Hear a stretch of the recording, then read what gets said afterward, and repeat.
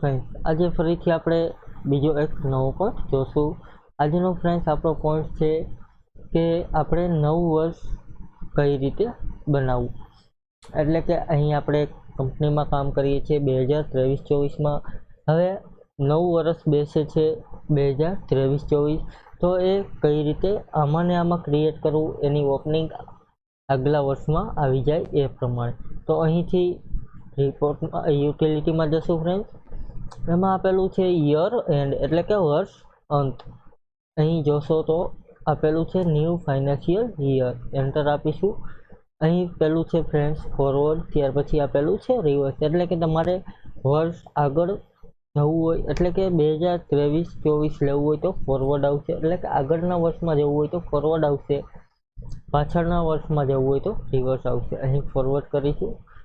અહીં જોશો તો વર્ષ આપણે જોવા મળશે 1/4-23 થી 31/3-24, એન્ટર આપીશું, ઓકે કરીશું. અહીં આપણું 2023-24નું વર્ષ ક્રિએટ થઈ ગયું છે. અહીં જોશો તો 2023-24 જોવા મળશે. ફરી આપણે પાછલા વર્ષમાં જવું હોય તો વાય કરી, અથવા તો અહીં માસ્ટરમાં ચેન્જ યર કરીશું ફ્રેન્ડ. અહીં માસ્ટરમાં જશું, એમાં ચેન્જ યર અથવા તેની શોર્ટકટ કી છે વાય. પાછલા વર્ષમાં જશું, અહીં 2022-23માં ફરીને આવી જશું. આ પ્રમાણે નવું ફાઇનાન્શિયલ યર ક્રિએટ કરી શકાય. જે નવા ફાઇનાન્શિયલ યરમાં ટોટલ ઓપનિંગ બેલેન્સ આવી ગયો છે. અહીં રિપોર્ટમાં જઈને બેલેન્સ શીટમાં જોશું તો એની ટોટલ ઓપનિંગ બેલેન્સ અહીં આપણે જોવા મળશે ફ્રેન્ડ્સ.